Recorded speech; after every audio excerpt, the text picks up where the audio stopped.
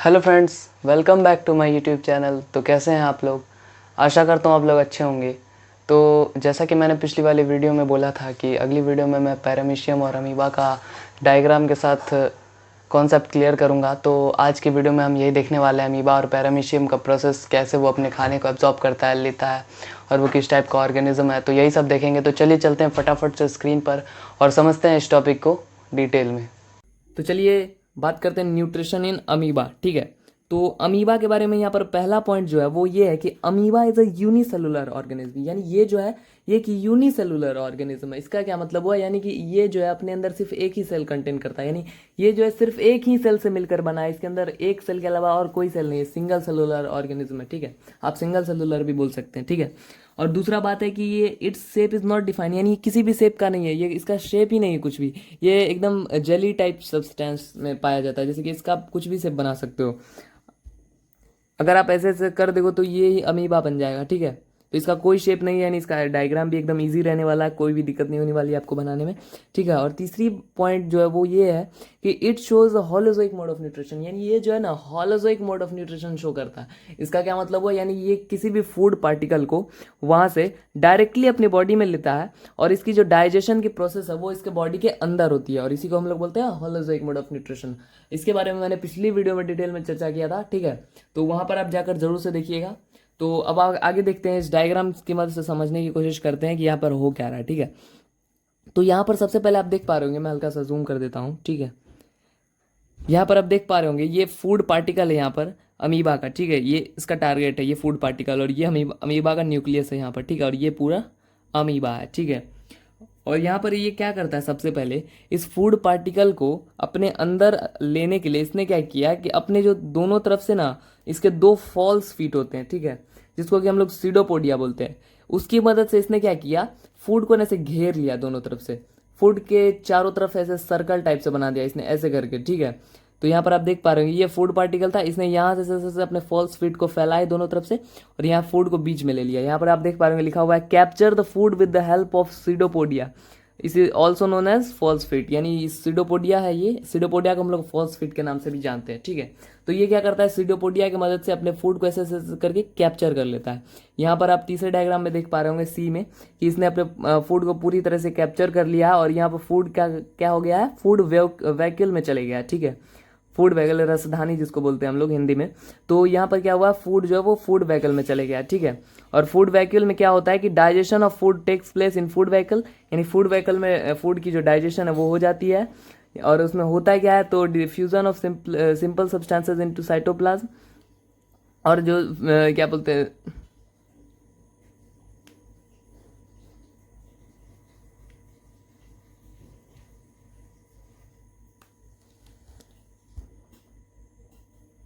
ठीक है, तो इसकी जो डाइजेशन है वो फूड वेहिकल में हो जाती है। ठीक है, और उसके बाद ज़्यादा कुछ है नहीं। उसके बाद ये क्या करता है, जो भी इसके जो डाइजेस्टेड फूड है वो इसको एनर्जी देती है, और जो भी इसका वेस्ट बच जाता है जो इसके काम की नहीं है, उसको ये क्या करता है? इजेशन के थ्रू निकाल देता है, waste product as a waste product के रूप में बाहर निकाल देता है। यहाँ पर आप देख पा रहे होंगे undigested unabsorbed food is thrown out from the cell. ठीक है, तो ये बहुत ही सिंपल सा टॉपिक था अमीबा का, ये बहुत ही आसान है।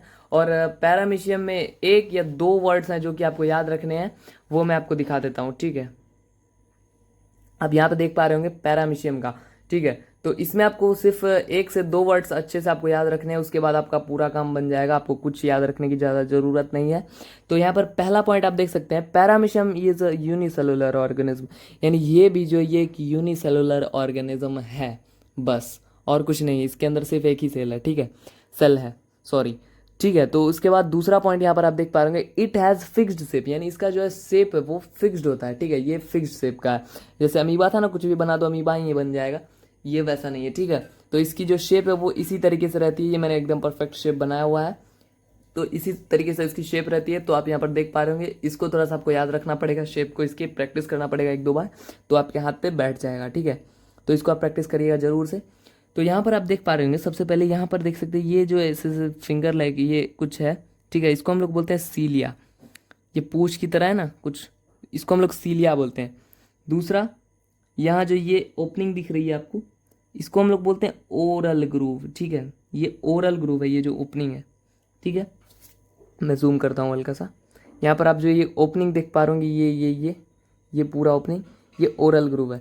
और यहाँ पर जो एक ओपनिंग देख पा रहे होंगे, ये है एनल पोर। तो इसको अब हम समझते हैं इसमें होता क्या है। बहुत ही सिंपल सा प्रोसेस है, इसमें कोई ज़्यादा हार्ड प्रोसेस नहीं है, ठीक है। और ये जो है ये भी एक holozoic mode of nutrition show करता है, यानी ये भी फूड को डायरेक्टली लेता है और इसके सेल के अंदर डाइजेशन होती है और फिर ये वेस्ट प्रोडक्ट को निकाल देता है बाहर, ठीक है। तो यहाँ पर आप देखते हैं, फोकस करते हैं इस पर। यहाँ पर आप देखिए कि पहला जो पॉइंट है वो लिखा हुआ है contain many hair like structure called, hair like structure, एक सेकंड मुझे दिख नहीं रहा है, called cilia, hair like structure cilia on surface which is moving continuously. यानी ये जो है बहुत सारे हेयर लाइक स्ट्रक्चर कैरी करता है अपने बॉडी पर, जिसको कि हम लोग सीलिया बोलते हैं। ये जो मैंने बताया ना आपको पूंछ की तरह, ये सीलिया है, ठीक है, जो कि कंटिन्यूसली मूव करते रहते हैं, ऐसे ऐसे ऐसे ऐसे ऐसे ऐसे होते रहते हैं सांप की तरह, ठीक है। पूंछ देखा है कैसे सांप, मतलब सांप कैसे करता है वैसे होते रहते हैं, ठीक है। तो ये कंटिन्यूसली मूव करते रहते हैं। तो उससे होता क्या है, क्यों मूव करते रहते हैं, कुछ कुछ तो वजह होगी, फालतू थोड़ी कोई कुछ काम करेगा। तो सीलिया का मूव करने का मेन पर्पस क्या होता है, cilia push food particle to oral groove.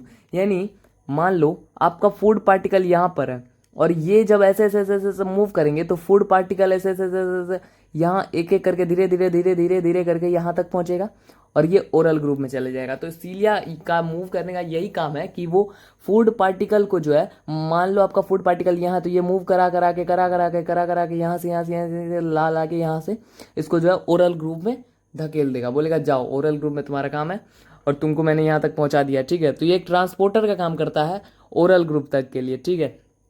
तो मान लो आपका फूड पार्टिकल यहाँ हो कहीं भी हो, ओरल ग्रुप तक ये आपको लाकर फूड को छोड़ देगा, ठीक है। तो उसके बाद ये इसने क्या किया, cilia push food particle to oral group, यानी सीलिया की मदद से ही फूड जो है वो ओरल ग्रुप में जाती है। 2 पॉइंट क्लियर। तीसरी पॉइंट में हम देखते हैं कि food gate digested into vehicle and absorbed in cytoplasm. यानी फूड जो है वो व्हीकल में क्या बोलते हैं, डाइजेस्ट होती है और जो है वो साइटोप्लाज्म में उसका जो है एब्जॉर्प्शन होता है, ठीक है। एब्जॉर्प्शन यानी आप बोल सकते हैं एनर्जी, मतलब सॉरी, डाइजेस्टेड फूड में से जो है न्यूट्रिएंट्स वगैरह को ये फूड जो है जब पैरामीशियम एब्जॉर्ब करता है तो उसी को हम लोग एब्जॉर्प्शन बोलते हैं, ठीक है।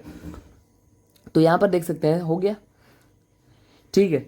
तो यहाँ पर तीसरी पॉइंट भी हमें क्लियर है एकदम। और चौथी जो पॉइंट है वो ये कहती है undigested and unabsorbed food is removed through anal pore, ठीक है।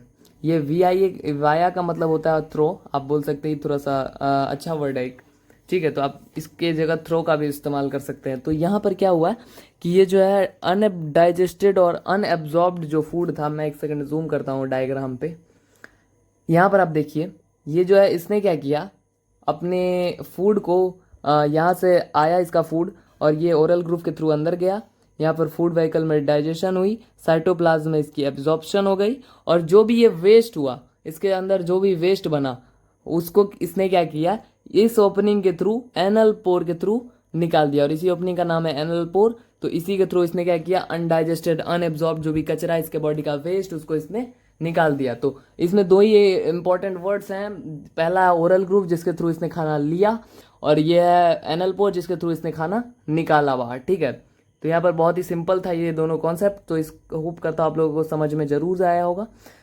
बाकी आज के लिए इतना ही, मिलते हैं आपसे फिर किसी नेक्स्ट वीडियो में। Thank you.